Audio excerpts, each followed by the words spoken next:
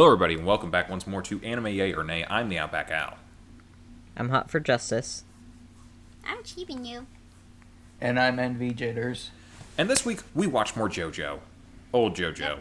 Oldish, newish Jojo from the 2000s. Not 1993 just yet, but Jojo nonetheless. It's episodes 4 through 6 of this series of Jojo. I'm hoping everyone's able to find this easily. We said it was on YouTube, and they have it in subbed and dubbed forms, which I kind of took a look at both this week a little bit. What did we think about these so far? Or should we talk about the plot first? Plot. Okay. So, we've landed... now we're in India. We've landed in India, yes. Yeah. Somehow that boat didn't break on the way. And, they went to India, and we meet two new stand users who are very dangerous and deadly. Yep. I believe Gav was pretty excited about them last week. Yeah. Their names are Jay Guile and Whole Horse. I love Whole Horse. We have a cowboy named Whole Horse who can shoot a gun with bullets that can, change direction in the air. And Jay Guile, who has a stand which cannot be seen except in a mirror and stabs people. It basically travels through light. It travels through light, yes. Lightspeed assassin or something. So they get there, and and as it turns out, Jay Guile is the guy who killed Polnareff's sister. So we're gonna get that subplot sewn away. Mm-hmm. Perhaps. Which I thought it took a lot longer to get to that point in the newer series. It took a lot longer to get to anywhere in that one because it's 3 times the amount of episodes. Yeah. I just felt like that happened real fast. Yeah. But yeah, so Polnareff thinks he's being haunted by something because he keeps seeing something in a mirror, but then he looks and it's not there. And while they're checking out some Indian cuisine in India, they showed a picture of the Taj Mahal. So, but Polnareff, I don't know, why did he leave? He thinks that I think he said he saw Jay Guile with the two right hands. Yeah, he saw that the stand had 2 right hands. Oh, right. Yeah. And so he thinks that he wants to avenge his sister's death and says, well, the only reason why I came with you guys is to, track down my sister's killer. Well, now that he's here, see ya. Yeah. And they're like, don't go by yourself. You don't know what the stand user could do. Mm-hmm. Mm-hmm. But and what does he do? Yeah. He goes by off himself anyway. Yeah. And then he runs into Whole Horse, who they have a laugh about some stuff, I guess. And they also have a scene that's reminiscent of an Old West shootout. Yeah. Kinda. Because you gotta. Yeah. And so he's like, my gun is mightier than your sword, and he shoots at him, and Polnareff tries to block the bullet with a sword of Silver Chariot, but he can't do it because the bullet moves in the air, because it's also part of the stand. It's not just the gun, but it's the bullets too. Yep, Emperor. Mm-hmm. But Avdol's there to save the day, and he pushes him out of the way of the bullet, and he's like, I'm gonna burn the bullet away with Magician's Red. But then, out of a puddle next to Avdol comes the Hanged Man, and it stabs Avdol, and then Avdol gets shot in the head. Yep. Avdol dead. That was a sad moment. Yeah. But then I think what happened after that? I think that was the end of an episode, and then they It was. Yeah. And then they moved on to episode 5, where it's like, oh god, Avdol's dead, and what do we do now? And then they went to track down Jay Guile. Yeah, who I think was just sitting out in the desert somewhere. Yeah. Yeah. Him and Kakyoin. Yeah. Whole Horse also had a creepy thing with an underage girl. Yep, that was the thing. Yeah, Yep. I don't really want to talk about that. Did that happen, Gavin, the new David Productions show? It did. I forget. Yes. It did? Yes, it did. Okay, I forgot. Yeah, because I was like, I remembered the scene where he's talking to the girl, and he's like, it's a good thing to have someone like that because they'll do basically anything for you. And then the scene that happens later in the episode, she basically, like, traps Polnareff's leg to keep him from going after Whole Horse. Yeah. Okay. We should talk about what happened all in there. Because I'm actually blanking a little bit as to what was happening in episode 5. I am too. So. Is everyone blanking? Does anyone want to take the lead on this? Well, I mean, they basically try to fight him, and then through a long series of circumstances, they go to like a poor like a poor part of the town, and basically they figure out that anything that Guile can travel through light, and so he was traveling through the reflection in people's eyeballs through the desert, and so Right. Polnareff and Kakyoin tricked him to go in one of each other's eyes, and that's where Polnareff initially stabbed him, but he got away, and he dragged a whole bunch of people around them trying to sneak up on them, but then he basically threw a coin up in the air, and everyone looked up at it, and that's where his stand went, and then Polnareff finished and killed him. Yeah, they basically bottlenecked his light jumping ability to a point that they could control. Yeah. I'm like, that is one of the cool things about JoJo, especially like, well, I mean, the whole series always had very interesting things with like strategizing how to fight your opponent and how to get around like their specific moves. Yeah. Which is something I was always impressed with, that they stuck with that for so long, because like I feel like a lot of series like Dragon Ball, or like a lot of shonen series, Dragon Ball, Naruto, One Piece, Bleach, like name another one, a lot of them will all start with like these battles that are like, you know, you have to think through your opponent a little bit. Hunter x Hunter, and it's like, I have these abilities, my opponent has those abilities, now how can I use my abilities to counteract those abilities? But eventually I feel like a lot of those shows go the route of what I shouldn't just say it's Dragon Ball Z, but it's kind of Dragon Ball Z syndrome of, you know, at a certain point, everyone reaches a power level that is just like, whoever can make the loudest fart to destroy the planet wins. And you kind of throw strategy out of it a little bit. It doesn't completely throw strategy out of it, but I think there was a lot more strategy placed in early Dragon Ball Z and in Dragon Ball the series, as opposed to late Dragon Ball Z.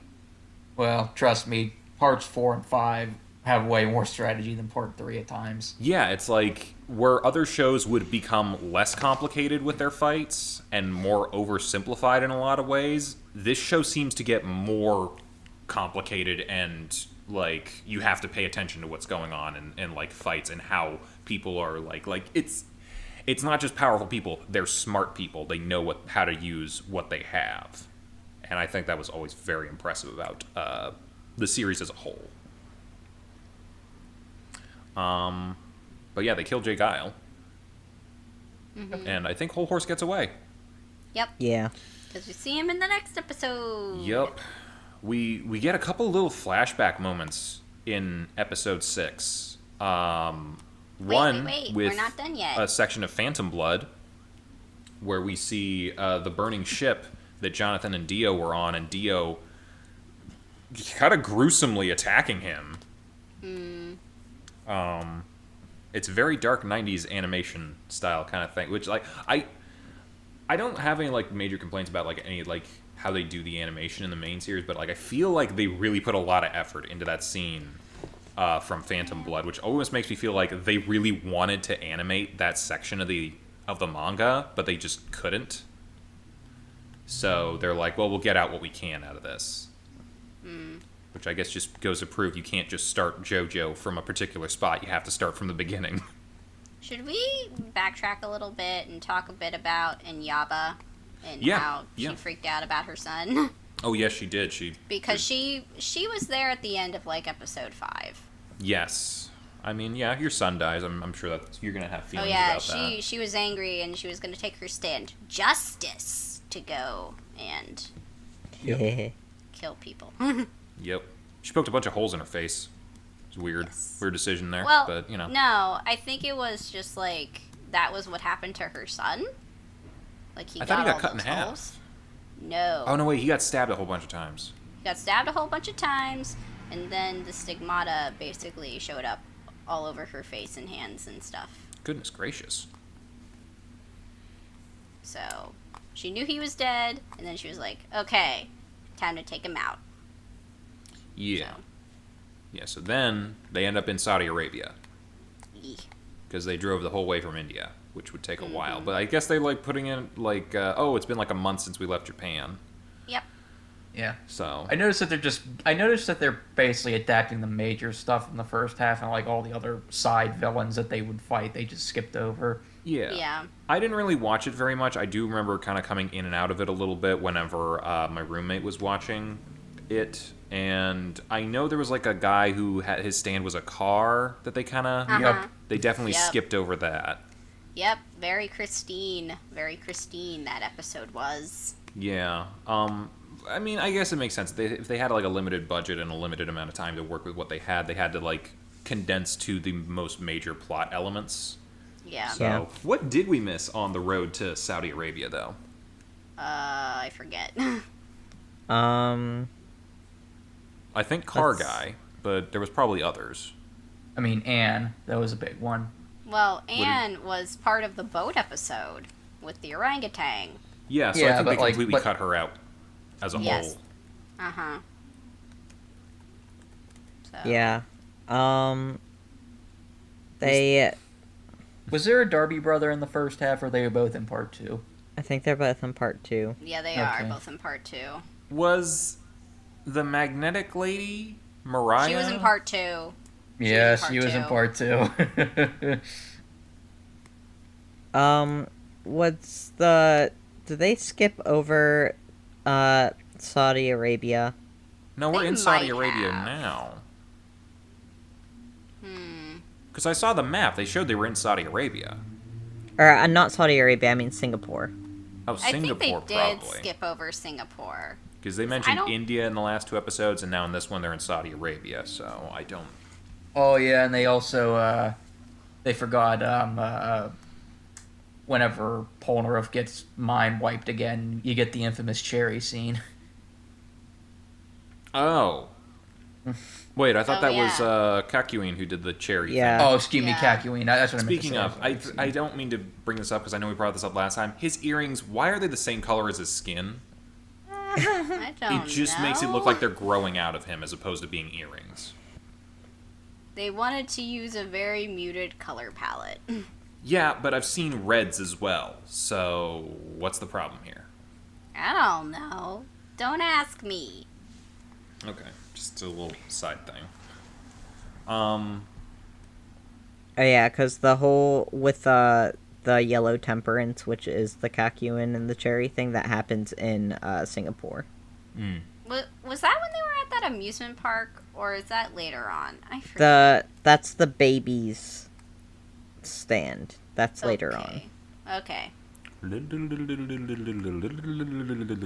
Okay. Let's keep moving. Okay.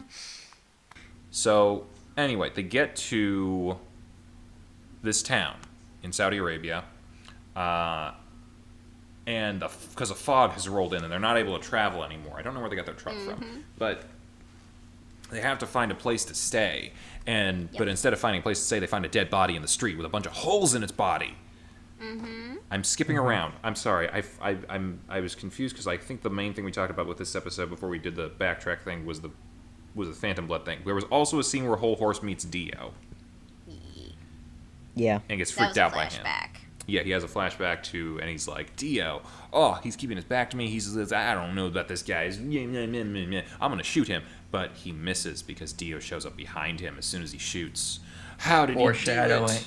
Foreshadowing. Anyway, then he goes to see, what's her name? Enya. Yeah. And she stabs him with an ice pick. Yep. And then the ice pick wound becomes a hole. And then she uses her mist to control the hole. And it pulls out a gun. And his stand shoots him in the face. Because she can control people like puppets if they have an injury, I guess. Mm-hmm. Yep. So yeah, Whole Horse is dead. Yeep. I think, maybe. Kinda. Yeah, he shot himself in the mouth. But yeah. And she did because he let Jay Guile die. Yep. But that's when the Joestar crew shows up. Uh-huh. And Yep. they find a man with his dead body in the streets, and he's got a bunch of holes in his chest the size of ping pong balls. Yep. And they're like, what the hell? Someone help us. Someone call the police. And there's a lady with like a bunch of like sores on her face who's like, whatever. And then an old lady who I thought that was what Enya was supposed to look like shows She up is. Yeah. with two It's a- policemen. Yeah. Yeah, it's a spoiler for the next episode. Yeah, I remember because like I think I mentioned this before. Enya looks like what I thought Mariah was supposed to look like. Mm-hmm. So I wasn't sure. That what was a thing going on there. that was a thing they changed with this OVA in comparison to the David production one. Yeah. Yeah. All right. But yeah, the old lady brings them to a hotel that they can stay at after getting rid of the body, and it's a very nice hotel, and everyone gets their own room, and it's really great. Oh, how could this possibly? And there's a pretty lady there staying with them that Polnareff would like to meet. Oh, this is a great hotel, isn't it? Ye- It Sure. doesn't actually turn out to be that great because we No. find things out. Because it's JoJo's Bizarre Adventure, it has to get weird. Polnareff, well, everyone kind of like feels like they're being watched a little bit, and no one knows why. But Polnareff goes down to the bar and meets Enya, the beautiful mystery woman who's also staying there, and she's like, "Oh, I'm here to find a killer." He's like, "What? I was on the looking for a killer as well. It's crazy. This killer killed a member of my family." He's like, "What? The killer that I found was killed a member of my family. I'll help you find this killer." And then Whole Horse's body falls out of the side room. Mm-hmm. And then Yep. the bartender tries to stab him, Yep. but he can't do it because Silver Chariot's so good. And then- all the zombies are coming to life. Yep, and Enya's like, "Oh, I didn't tell you. I already found the killer of my son. It's you, Polnareff. You killed my son, Jay Guile." And then she unveils her other hand, and it's also a right hand. She has two right hands because this is a genetic thing. Weird. But she's like, "I control all the dead bodies like puppets with my mist. And now you can't kill them because they're already dead." I think that's where the episode ended, didn't it? Yep. Next episode should be I pretty good. think I'm going to so. bring up one thing that I really is a lack of foresight on my end. We really should have watched 4 episodes today, because then that would have finished the 2000s prequel series to the 1993 OVAs. You know what? I'm gonna be completely honest. I went ahead and watched the final episode of this part just because I wanted to do that. But I feel like it's fine either way that we do it. It would have been a little more completionist had we done it this week, but I feel like maybe it might be good that we do it next week because we will get a more direct comparison That's of like true. the 2000s to the 93. So, Yeah. yeah, we're gonna get the 1993 animation. Oh boy. I haven't seen it yet, so I don't know if it's It's- worse or if it's different. I'm sure it's different. Is the main thing. Yeah, just by some of the clips I've seen, it's something. Oh boy, we're in for a treat. Yay. I'll just say this: if you thought Iggy looked weird in the David production show, you're gonna Who's love how he Iggy? looks. The dog. Yeah. There's a dog. There's Spoilers. a dog. He Oh. comes up in the Cairo arc, Okay. Yeah. and he joins them on their adventure. Okay. Well, we're gonna get a dog soon. Cool. We'll get a dog. What else? What else can we talk about for these episodes, though? For now. Well, I have just opinions. Go for it. This is all opinion stuff. I mean, it's not necessarily like these episodes, but just in general, I guess. Like, you know how we were talking about the voices and stuff? Yeah. The voices, the English dub, still kind of bothers me, but I did think Whole Horse's voice was fucking hilarious. Yeah, he was doing some kind of like southern Southern cowboy twang. like shit Yeah, kicker I didn't kinda- watch the I don't dub. know. I couldn't watch the dub. I watched this. I watched the sub and the dub for the. I watched 2 episodes of the sub because I hadn't seen it yet because I watched the first 3 episodes as a dub. I do think the sub is better. I did want to bring up one thing about watching the dub a second time. Did Polnareff have a French accent in the 3rd episode? No. I thought he did for Because- some reason, and because- now he doesn't. I'm gonna be honest. I pulled a 180 actually in comparison to all of you guys. For once, I'm the one watching the dub. What? I mean, I didn't say I didn't watch the dub. I watched some of the dub. Well, no, because usually I'm the one who's always like subs. Now I'm just like, yeah, I watched the dub. I just couldn't listen to Kakuin's voice. I thought it was just too bad. I mean, here's the thing. I like once it got into like episode 4, like there were some bits that I didn't think were horrible with his I mean, voice I think- acting. I think it was just episode 2 that I really think, wasn't like, great. You see people improve as a series goes on because they get a better sense of the character and what they're doing. So everyone's Yeah, a little Whole Horse. stilted in episode 1. Whole Yeah. Horse, funny. Well, good to hear. Is Whole Horse one of your favorites? I do like Whole Horse a lot. He's a fan favorite character from part 3. Okay. I just think he's funny. Well, I know you guys all do occasionally do JoJo cosplays. Maybe I should be Whole Horse at some point. That'd be funny. Y'all have fun with that. Y'all have fun with that. You trying to make some sort of joke there? No, I was only saying because I don't do JoJo cosplays. Okay. Not what yet. else? Not yet, yeah. I mean, You're I gonna guess be it really- Iggy. I don't want to be the dog. No, thank you. No, thank you. You can be the kid that the hangman was in his eye. No. You can watch part 4 and you can be Koichi. I don't know what that means. No. Aw. Do you want to be a stand? What stand would I be? All the Star stands. Platinum. Do it. No. Yeah, well, you can sit on someone's shoulders and just go. I'm not doing that. No thanks. I think it'd be cool. I'm not getting swole for that. No. I didn't tell you. We didn't say get swole. You're just gonna sit on someone's shoulders and then just punch the air. I'm not doing Someone it. will dress up as Jotaro, and you will dress up as Mini Star Platinum and just sit on their shoulders. No thanks. Why not? Also, Work on your auras. no, my whole thing is I really don't want to wear like the face makeup. Yeah, we can get a mask. I don't know.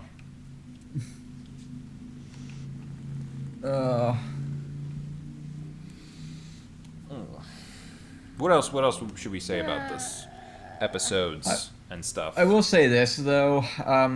These episodes kind of highlighted a problem I had in the original. Well, not the original, but like the David production part 3. As much as I love Stardust Crusaders, I have to admit, especially going later on in the series, I feel like the series should have been named Polnareff's Bizarre Adventure instead of Jojo's Bizarre Adventure, because Jotaro gets shafted a lot until like the very end of the part 3. Does he get shafted, or is he just not that interesting? He's not that interested. I mean, he's not interested. I mean, he's not interesting. Well, he is in the other series.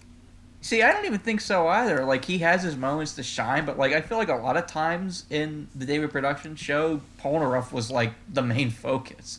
I mean, you're not wrong. I A think lot- I mean, I love Polnareff, don't get me wrong. He's probably my second favorite character behind old Joseph, but like, Here's the Jotaro kind of gets thing. shafted. Here's the thing. I think the thing is like Polnareff is the one, not necessarily that like he's like the main person that they follow, but he's the one who's kind of like getting himself into trouble, Yeah, and he's a also catalyst. the one. Yes, so he's kind of necessary to be there, so that way they can actually do all the fighting. Like, I didn't really watch the third part, but at that much, because we were graduating at that point, that I think my roommate was watching it. But I do remember watching a good portion of Part 2 Battle Tendencies, which is Joseph's main series. Mm-hmm. And I remember thinking, wow, this guy Joseph is amazing. He's hilarious, he's smart, he's like just goes out and does stuff. He's a very interesting character. I know that's Old Man Joseph here. Mm-hmm. Jotaro, by comparison, is a very passive character. Yeah. He just kind of lets things happen to him. He doesn't...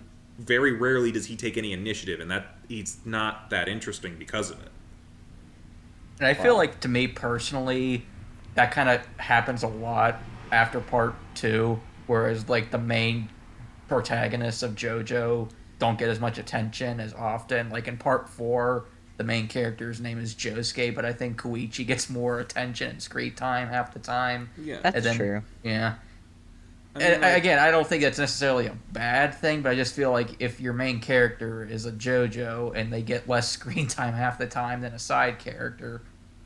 Well, they gotta stop making the side characters more interesting first. And then another thing is just, like, you kind of, like, they built up the formula, like, sort of after, like, with parts 3 and 4, that, like, you kind of need, like, this core group of people, and I think they found that formula really worked, so I think that's just kind of what they stuck with. Yeah, no, I definitely agree. At least, like, from what I understand and know about it, is that after part 3, it all just became about stands, and the whole Haman thing is completely thrown away. Honestly, Yes. I really actually miss the whole Haman part. I mean, they could have incorporated like, it a little bit. Parts 1 and 2 were actually, like, my favorite ones to watch, because I found them a lot more interesting. Not that the stands aren't cool and everything, and not that I don't find, like, the whole tarot motif, like, really awesome. My whole thing is just, it's like, okay, but Well, years where's in the future... this other power that we know Joseph also has? Well, Yeah. years in the future, whenever we get part 7 animated, they're going to bring back both Hamon and Stans, from what I've heard. So Good. I don't know why they didn't do that earlier. It's like, I get, like, there's certain things where it makes sense to get rid of certain things. Like, I'm going to go back to Dragon Ball Z for a minute. Like, for a while, Goku had Kaioken. It was his way of powering up and getting more power than he had before to fight people. He didn't do that anymore once he got the Super Saiyan power. So that makes sense to not go back to that, because it just was a lesser version of what we had. But the Haman and the Stans are two totally different styles of fighting. And maybe Haman wouldn't have worked super great as against other stand users, but it still works on Dio. Like, I don't know. I think I read an interview before where Araki, the creator of the JoJo manga, said he dropped Haman and made stands because he thought Haman was at its limit in part 2, like what he can do creatively, and he said he created stands to give himself more availability for, like, creative powers and stuff like that. I think that makes sense to me, and I'm valid. not saying that, you know, there was definitely more you could have done with Haman, or there wasn't more you could have done with Haman. I think part of it comes down to, you know, how what are you willing to do and to be creative with whatever system that you've built. But, like, I don't know, maybe I'm just like, and I'm sure, like, as it goes into the future, a lot of the stands are going to be even more creative and crazy and do all sorts of whatever, and, you know, how you use this power to be so powerful and all that stuff. But I don't know, it just feels like, you know, I don't really know where I'm going with this. Like, I think it was interesting that you switch over to this different power thing, but then shouldn't it have, like, switched over to yet another power eventually, or another thing, or whatever else? I don't know if they're just... without spoiling it for you, parts 4 and 5 go way into creative uses of stands. Like, Oh, yeah. I'm sure not they do. just, not even like the powers, but like the backstory and the mythology behind stands and how how you can evolve them. I'm Without sure. going to Yeah, but yeah, I don't know. And I think Joseph in the David production show, he uses Haman once or twice Yeah. but I don't know if they're going to do that in this adaptation. I mean, I don't expect them to, because I feel like at this point they haven't established anything of Haman. Which, granted, if you're not actually going to show any of the real, like, whole story of Battle Tendencies or Phantom Blood, there's no need to bring it up. But At the same time, like, maybe it's just, like, a weird nitpick from like, just a writing standpoint is, like, you had this thing, why give it up completely? Because, like, Hamon's not just useful as an offensive weapon, it can heal people and do other stuff like that as well. Yeah. Like, that's kind of useful with people who are constantly getting stabbed or shot in the face. Yeah. But... I don't know. I like stands. No, I'm not saying stands are bad. I'm just saying, I just feel it's a lot to remember. It's like, let's say, I have a TV. It's okay, but then I buy a nicer TV. Sure, I'm going to put the nicer TV in the living room, but that doesn't mean I just throw out the old TV. I could just put that in my bedroom or something. I could still use it. I just might not use it as much as the new TV.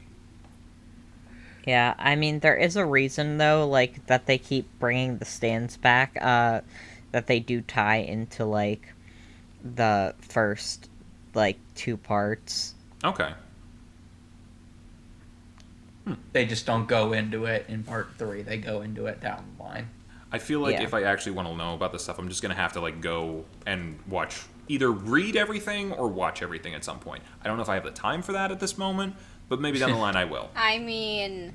I feel like everything that I know is just very cursory knowledge of everything. I mean, now's kind of the time to do it. No, it's not. We have to finish watching old Jojo first. No, I mean, just given everyone's current situation right now. I'm not as locked down as a lot of other people. I have work that I can still do. I mean, Going I around go to work places. 3 days a week. Yeah. All I do is read. All right. What else? Do we have other things to say? Do we want to bring up any other things? Any thoughts on some of the... I know we talked about Whole Horse a little bit. Did we have any... Like a whole biker gang going by right now. Give that just a second. Yeah. I guess my whole question... I guess my only real question is like, why did they change Inyaba's character design, like, so drastically? But I guess we'll figure that out next episode. Okay. Yeah, I mean, that is a weird change that they did, making her be able to switch between old and young, but... Maybe it was a gay panic moment where they were like, we got all these like really hot burly dudes in this show and like no women. Maybe we just need like one hot chick just to balance things out. Maybe. It was the 90s and early 2000s. People got gay scared pretty quick.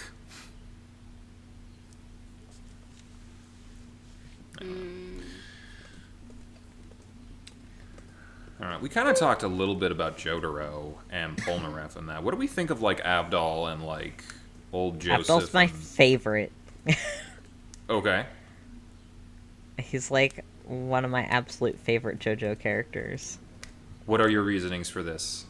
And are they on display in this show? Because I'm sure a lot of it does stem from the other series. Well, I just think he's like, I love his stand, number one. I think that's really cool. Also, he's just like so level-headed compared to the other characters. Mm-hmm. To be fair, I feel like everyone's really, other than Polnareff, everyone's really level-headed in this series. I know it's a lot more over the top in the other one. Yeah. But I mean, like, he's just... I don't know, like, it's kind of hard to say right now. Now that he's dead. Sure, yeah.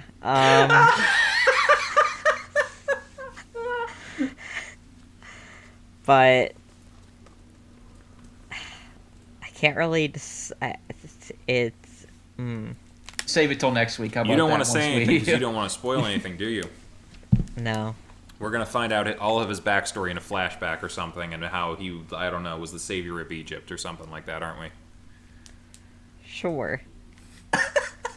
My predictions are never right, so...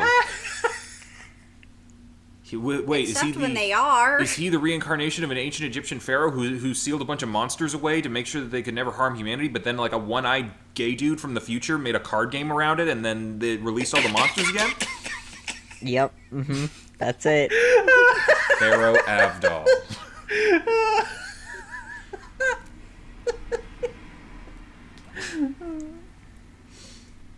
But I don't know. I just like Avdol a lot.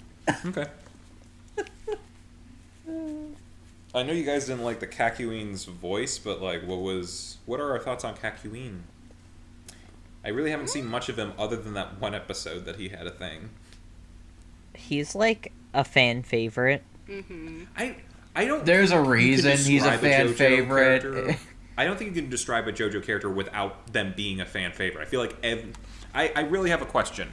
Are there actually JoJo fan favorites? Because I feel like every character in some way is a fan favorite. So when Yes, all are in fan part- favorites, are any of them fan favorites? No, in part 3, I would say the most popular characters in terms of like mega popularity are probably Dio, Kakyoin, Whole Horse, and Polnareff. Not think Old those are, Man like, the- Joseph? I think Joseph's I remember pretty him popular. from Stardust Crusaders. No. That's where we I'm got not- the "Oh my God" meme. Well, here's the thing too. I'm not saying that none of them are not popular. I'm just saying like if I had to pick the most popular characters. Really? I mean, Dio makes sense. Like, I don't think he's much to write home about in this one, but like I know mean, Dio's okay. I'll big. just say this. I think David Production's show has kind of shifted the balance of people liking characters because they're so much more energized in the newer series. I still. I think you can't really say anything until you've seen the second part of Stardust Crusaders. Okay, that's fair. That's fair. This is technically still early. Yeah.